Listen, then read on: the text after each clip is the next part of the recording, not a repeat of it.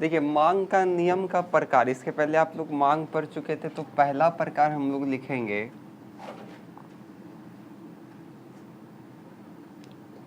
कीमत मांग। उसी प्रकार से आपका होगा आय मांग, और आय मांग के बाद आप लिख सकते हैं तिरछी मांग, और एक अन्य प्रकार का मांग हो जाएगा जिसमें कई सारा मांग आता है। तो पहला को ध्यान से समझिएगा, कीमत मांग। तो कीमत मांग क्या है? तो ये सिंपल है, जब वस्तु का कीमत में वृद्धि होगा तो उसका मांग क्या होगा? बढ़ेगा, और जब वस्तु का कीमत में कमी होगा तो उसका मांग भी क्या होगा? कम होगा। ये कीमत मांग है, बात समझ में? कीमत मांग का अर्थ होता है कि जब वस्तु के कीमत में वृद्धि होता है तो वस्तु का मांग क्या हो जाएगा? घट जाएगा। वस्तु का मांग क्या हो जाएगा? घट जाएगा।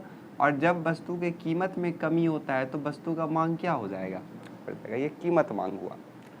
आय मांग किसको बोलेंगे? तो आय मांग जो है, एक निश्चित समय अवधि में उपभोक्ता अपने आय को विभिन्न स्तर पे वस्तुओं को खरीदने के लिए करेगा। बात समझ में आया? इसमें भी दो प्रकार का वस्तु को वो खरीदेगा। सबसे पहले या तो वो श्रेष्ठ या सामान्य वस्तुओं को खरीदेगा,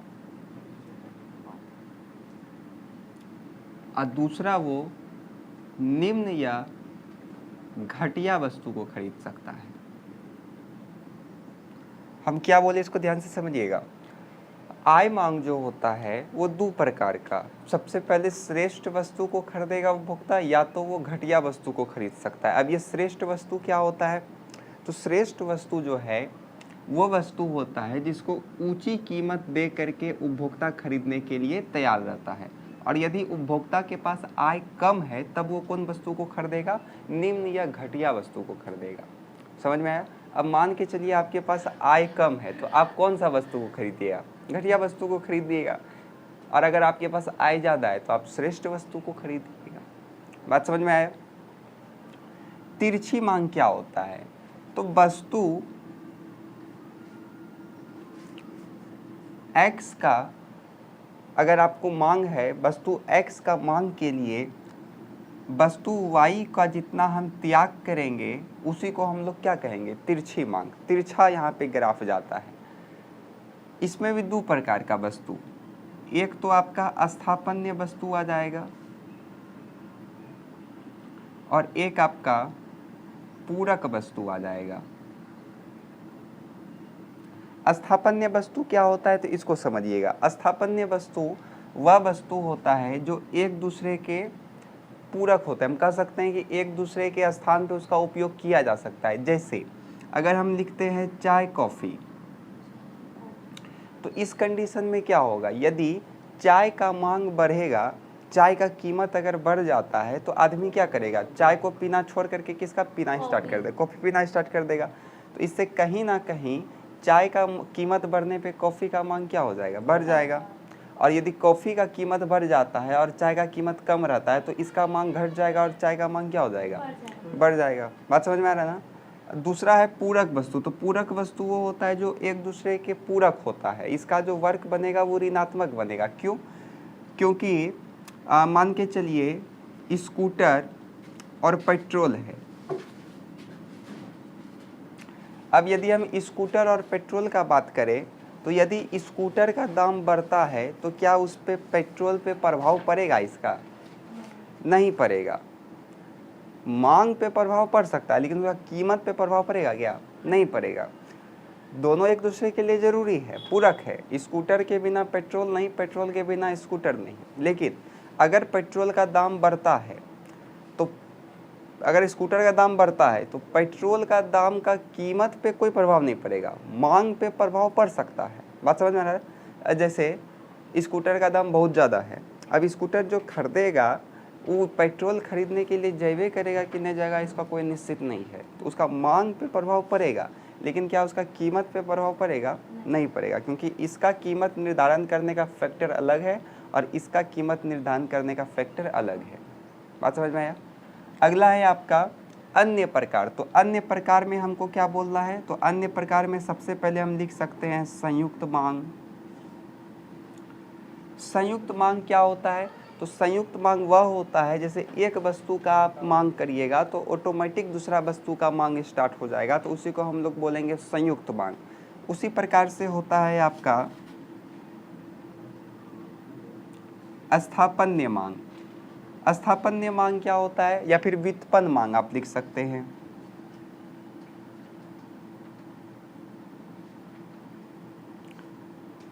ये मांग क्या होता है, तो यदि आप एक वस्तु का मांग करिएगा तो ऑटोमेटिक दूसरा वस्तु का अगर मांग हो जाता है तो उसी को हम लोग क्या बोलेंगे, व्युत्पन्न मांग। जैसे मान के चलिए आपने सपोज डैट व्युत्पन्न मांग में मान के चलिए आप चाय का मांग कर रहे हैं, या फिर चाय का मांग आप कर रहे हैं, चाय चपत्ती का। तो यदि आपका चाय चपत्ती का मांग आपने किया है तो ऑटोमेटिक चाय के साथ किसका मांग उठेगा, चीनी का मांग उठेगा, दूध का मांग उठेगा। यानी कि आपने एक वस्तु का मांग किया तो एक वस्तु का मांग करने से ऑटोमेटिक 4-5 वस्तु का जो मांग आ जाएगा उसी को हम लोग क्या बोलेंगे, स्थापन्य मांग। बात समझ में आया। इसी में एक होता है आपका सामूहिक मांग। सामूहिक मांग क्या होता है, तो एक वस्तु का यदि आप मांग कर रहे हैं और उस वस्तु से आप अनेक प्रकार का अपना पूर्ति कर रहे हैं तो उसी को हम लोग क्या बोलेंगे, स्थापन्य मांग। जैसे मान के चलिए आप बिजली का मांग कर रहे हैं तो उस बिजली से आप क्या क्या कर सकते हैं, घर में पंखा चला सकते हैं, टीवी चला सकते हैं, फ्रिज चला सकते हैं। तो एक वस्तु का मांग से आप अनेक प्रकार का कार्य कर सकते हैं। बात बुझे, तो यहाँ तक में दिक्कत है किसी को? चलिए फटाफट लिखिए, पहला लिख करके डैश दीजिए कीमत मांग। इसमें लिखिए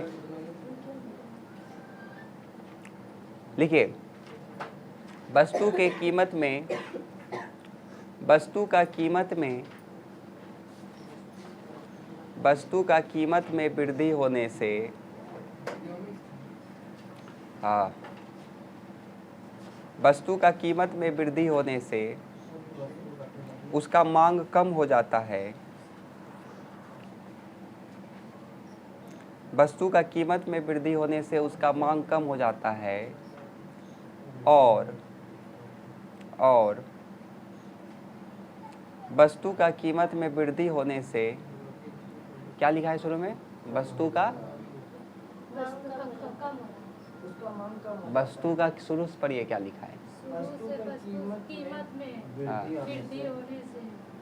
वस्तु का मांग कम हो जाता है। हाँ, और जब वस्तु के कीमत में कमी आता है, और जब वस्तु के कीमत में कमी आता है,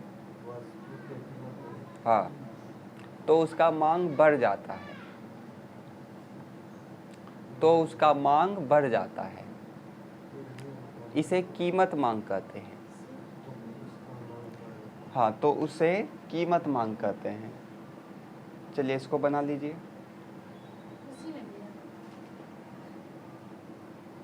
प्राइस यहाँ लिखिएगा डिमांड।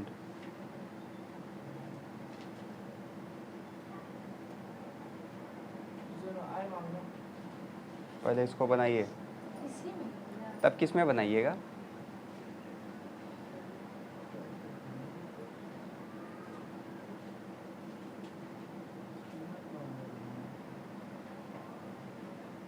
यहाँ समझिए। देखिए, अगर किसी वस्तु का प्राइस बढ़ेगा तो उसका मांग क्या हो जाएगा, कम हो जाएगा। अगर फिर से किसी वस्तु का प्राइस बढ़ेगा तो उसका मांग क्या हो जाएगा, कम हो जाएगा। अगर किसी वस्तु का प्राइस कम होगा तो उसका मांग भी क्या हो जाएगा, घट जाएगा। चलिए इसी प्रकार से बना लीजिए।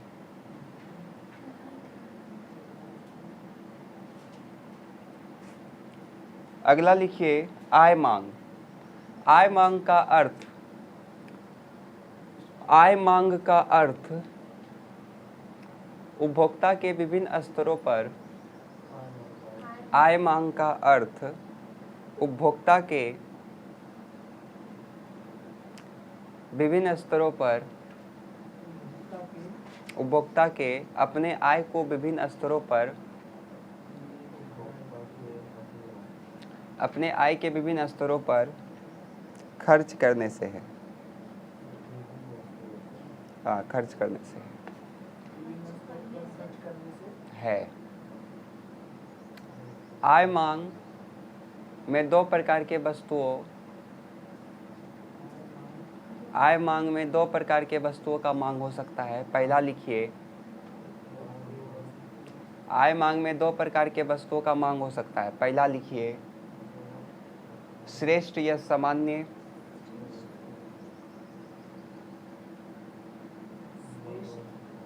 पहला लिखिए श्रेष्ठ या सामान्य वस्तु, इसमें डैश दे करके लिखिए। श्रेष्ठ या सामान्य वस्तु में डैश दे करके लिखिए। श्रेष्ठ या सामान्य वस्तु में डैश दे करके लिखिए।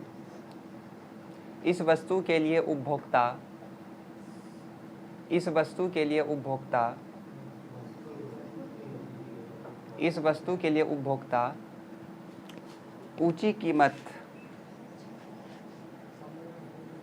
कीमत अदा करता है। हाँ, ऊंची कीमत अदा करता है। हो गया। इसका वक्र धनात्मक होता है। इसका वक्र धनात्मक होता है।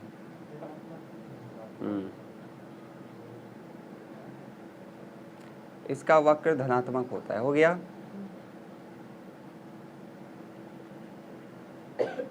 चलिए अगला लिखिए, निम्न या घटिया वस्तु।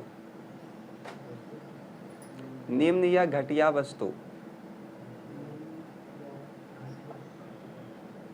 इसमें डैश दे करके लिखिए।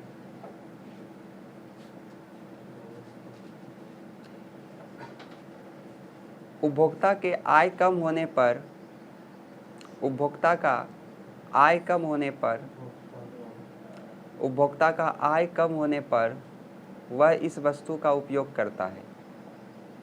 उपभोक्ता का आय कम होने पर वह इस वस्तु का उपयोग करता है।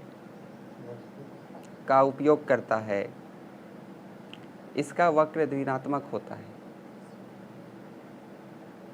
इसका वक्र ऋणात्मक होता है। अगला लिखिए, तिरछी मांग में लिखिए।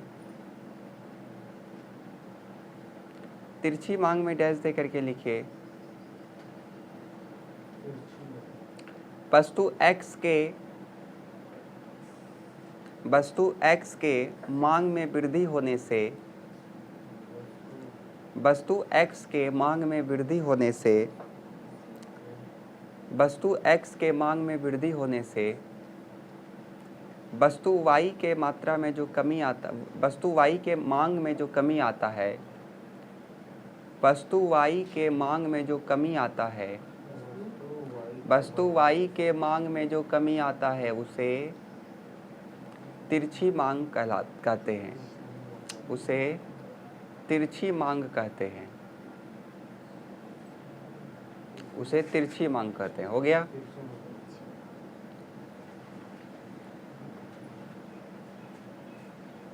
चलिए अगला इसमें लिखिए पहला स्थापन्य वस्तु। इसी में पहला लिखिए स्थापन्य वस्तु, और स्थापन्य वस्तु में डैश दे करके लिखिए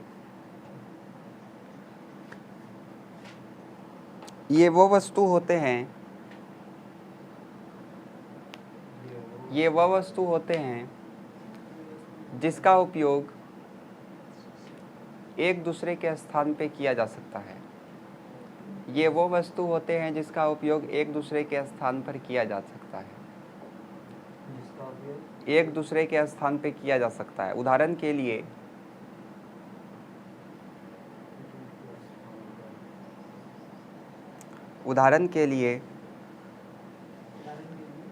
चाय का कीमत बढ़ने पर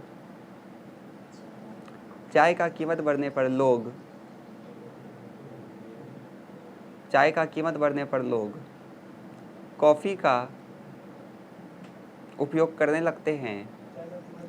चाय का कीमत बढ़ने पर लोग कॉफ़ी का उपयोग करने लगते हैं,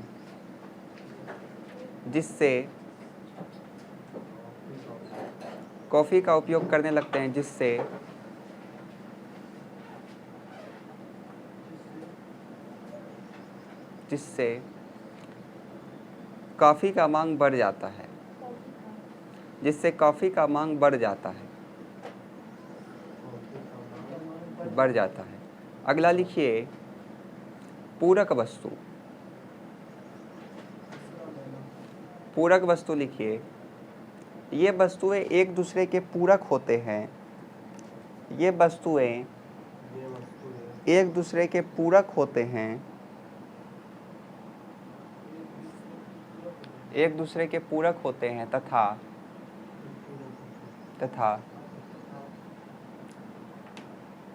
कीमत बढ़ने से इसमें कोई फर्क नहीं पड़ता है। तथा किसी एक वस्तु का कीमत बढ़ने से, किसी एक वस्तु का कीमत बढ़ने से, किसी एक वस्तु का कीमत बढ़ने से दूसरे वस्तु की कीमत पर कोई प्रभाव नहीं पड़ता है। दूसरे वस्तु की कीमत पर कोई प्रभाव नहीं पड़ता है। दूसरे वस्तु की कीमत पर कोई प्रभाव नहीं पड़ता है। उदाहरण के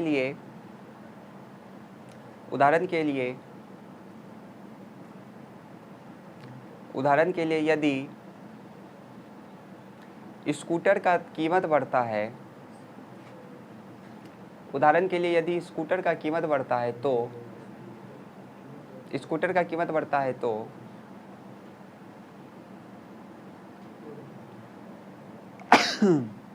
स्कूटर का कीमत बढ़ता है तो पेट्रोल पर इसका प्रतिकूल प्रभाव पड़ेगा। पेट्रोल के मांग पर इसका प्रतिकूल प्रभाव पड़ेगा। पेट्रोल के मांग पर इसका प्रतिकूल प्रभाव पड़ेगा, परंतु प्रतिकूल प्रभाव पड़ेगा, परंतु पेट्रोल का मांग में पेट्रोल का कीमत में कोई बदलाव नहीं होगा, परंतु पेट्रोल का कीमत में कोई परिवर्तन नहीं होगा। चलिए अगला लिखिए अन्य प्रकार। और परंतु पेट्रोल की कीमत पर कोई प्रभाव नहीं पड़ेगा। अगला लिखिए अन्य प्रकार में, उसमें भी पहला लिखिए संयुक्त मांग। संयुक्त मांग में लिखिए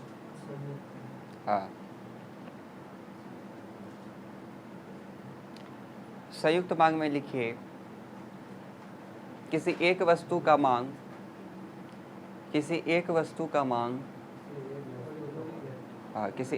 का मांग से अन्य वस्तुओं का भी मांग हो। किसी एक वस्तु के मांग से सामूहिक तौर पर एक मिनट संयुक्त तौर पर, किसी एक वस्तु का मांग से संयुक्त तौर पर, किसी एक वस्तु का मांग से संयुक्त तौर पर अन्य वस्तुओं का भी मांग हो तो उसे संयुक्त मांग कहते हैं। अगला लिखिए स्थापन्य या फिर व्युत्पन्न मांग।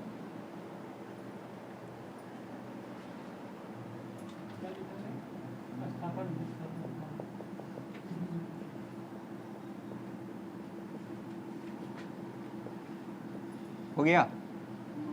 इसमें लिखिए किसी एक वस्तु का मांग से यदि दूसरा वस्तु का मांग स्वतः उत्पन्न हो जाता है, किसी एक वस्तु का मांग से दूसरे वस्तु का मांग स्वतः उत्पन्न हो जाता है, उसे दूसरे वस्तु का मांग स्वतः उत्पन्न हो जाता है उसे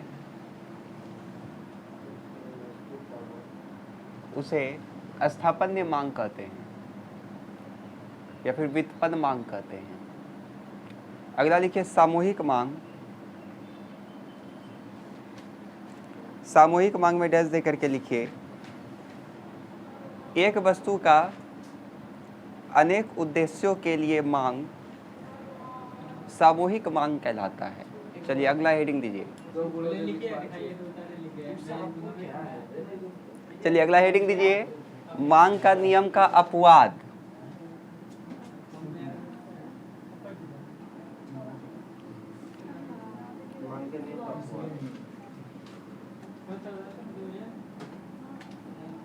देखिए मांग का नियम कहता क्या है, तो मांग का नियम कहता है यदि कीमत बढ़ेगा तो वस्तु का मांग क्या हो जाएगा, कम हो जाएगा, और कीमत घटेगा तो वस्तु का मांग क्या हो जाएगा, बढ़ जाएगा। लेकिन एक यहाँ पे हम लोगों के ऊपर में प्रश्न उठता है कि सोना चांदी का दाम कितना महंगा होता है फिर भी उसका मांग क्या रहता है, ज़्यादा रहता है, तो वो अपवाद है। यानी कि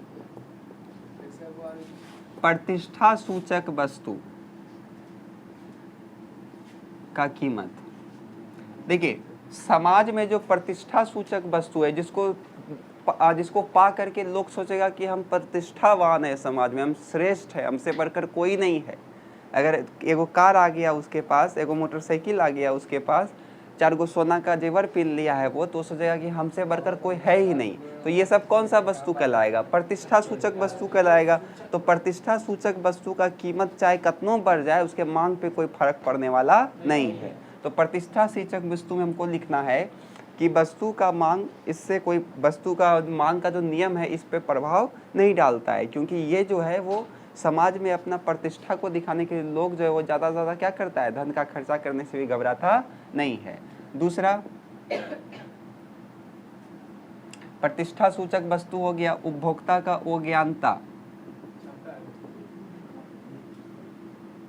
देखिए उपभोक्ता का अज्ञानता क्या है, तो भूलवश उपभोक्ता मान के चलिए गलती कर दिया, उसको लग रहा है कि वो ऊंचा कीमत दे करके श्रेष्ठ वस्तु को खरीद रहा है, लेकिन वो श्रेष्ठ वस्तु ना होकर के निम्न वस्तु है। तो यहाँ पे हम लोग का क्या है, अज्ञानता है, हम लोगों को पता नहीं है, इसलिए कहीं ना कहीं ये जो है आपका वो किसको प्रभावित कर देगा, तो मांग का नियम का अपवाद में आ जाएगा। ठीक है, एग्जाम्पल से आप समझिए, मान के चलिए आप बाजार गए और बाजार में कोई दुकानदार आपको घटिया वस्तु दिखा करके बोल दिया आपको कि ये श्रेष्ठ वस्तु है, आप इसको खरीद लीजिए। तो ये वाला आप जब खरीद लीजिएगा आप, तो वो आपका किसको दिखाएगा, वो ज्ञानता को दिखाएगा, यानी कि यहाँ पे मांग का नियम तो लागू नहीं होगा। बात समझ में आया।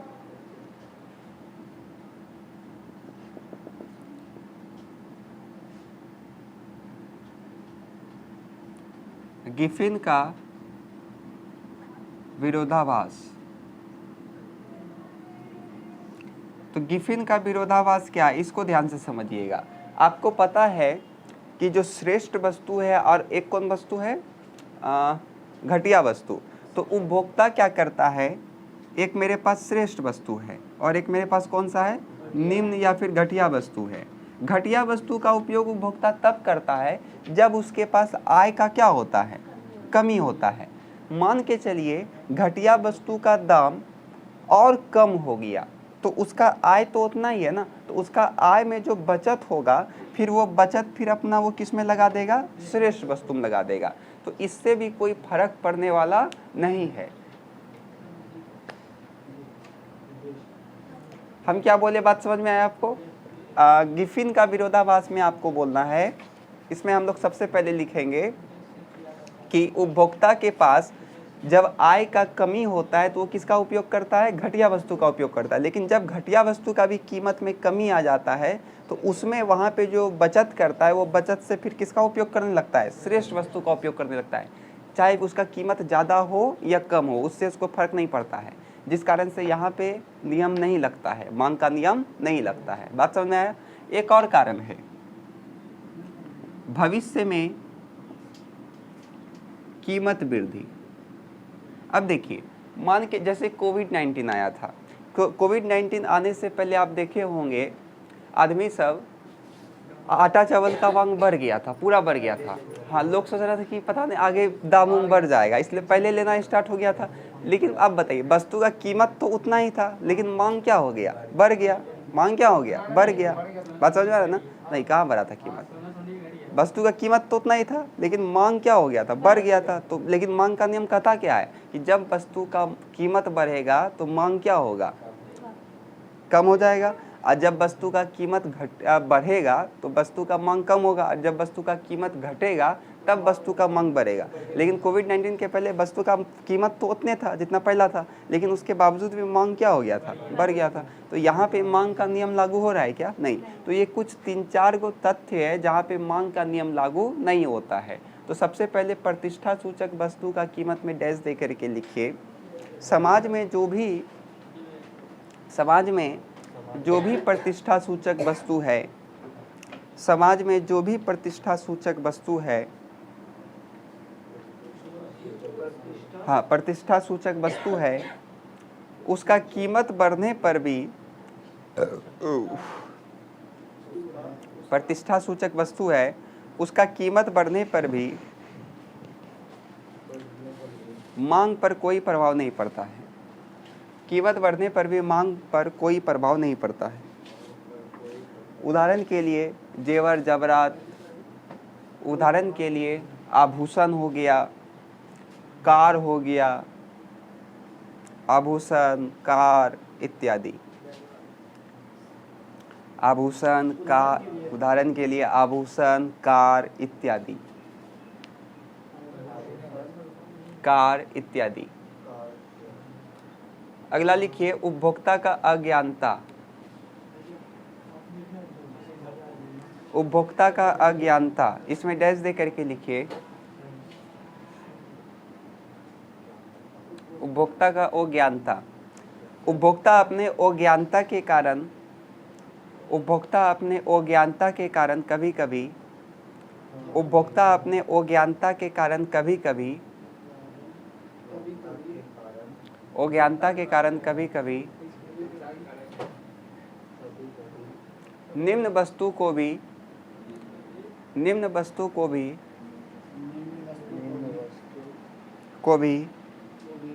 ऊंची कीमत पर खरीद लेता है। निम्न वस्तु पर भी कभी कभी ऊंची कीमत पर खरीद लेता है। ये खो किसको हो गया? चलिए हो गया। अगला लिखिए, अगला लिखिए, उदाहरण अपने से लिखिए। उदाहरण सब इसमें नहीं लिखा जाएगा, खुद से लिखना है सबको। गिफिन का विरोधाभास में लिखिए। हाँ गिफिन,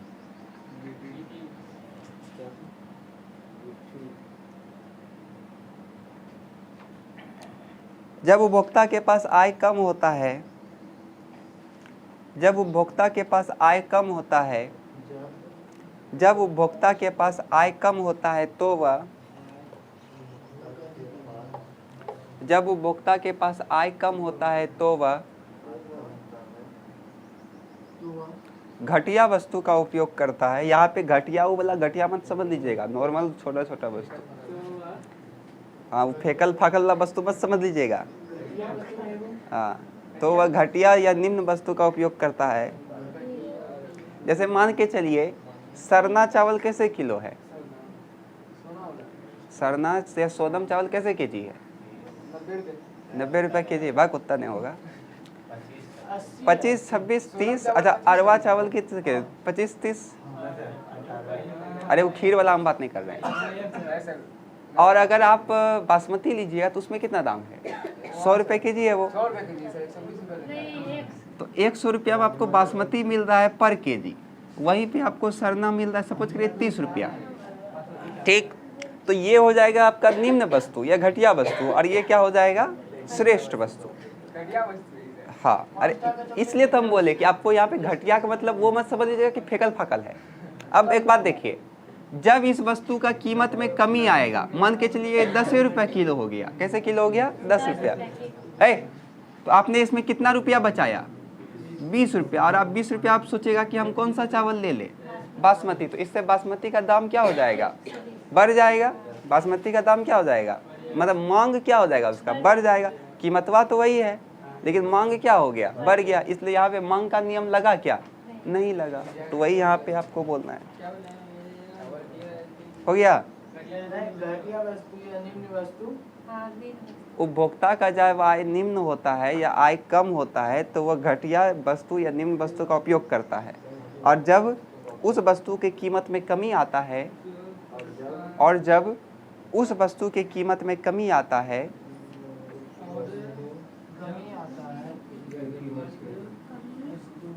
तो उससे बचाए गए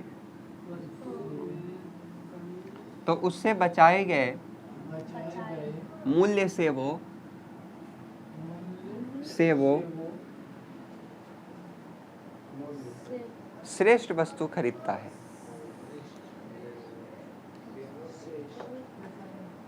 चलिए अगला लिखिए, भविष्य में कीमत वृद्धि का संभावना।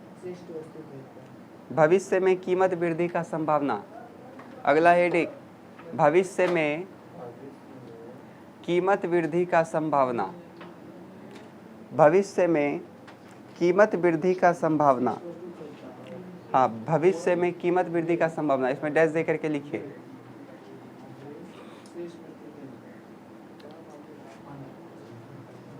भविष्य में कीमत वृद्धि का संभावना में डैश दे करके लिखिए।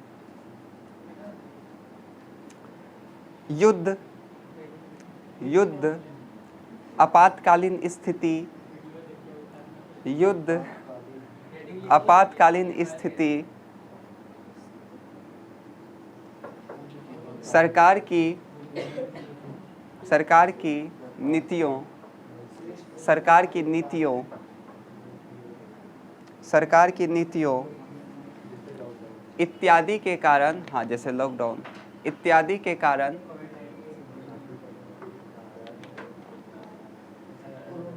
जब उपभोक्ता को लगता है कि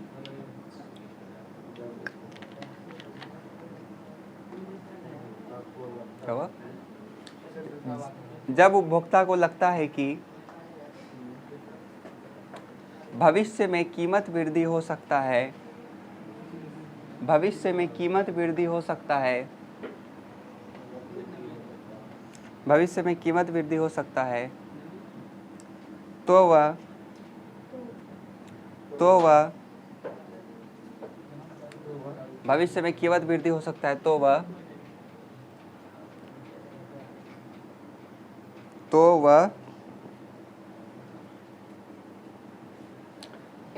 उसी कीमत पर अपने मांग को बढ़ा देता है, तो वह उसी कीमत पर अपने मांग को बढ़ा देता है।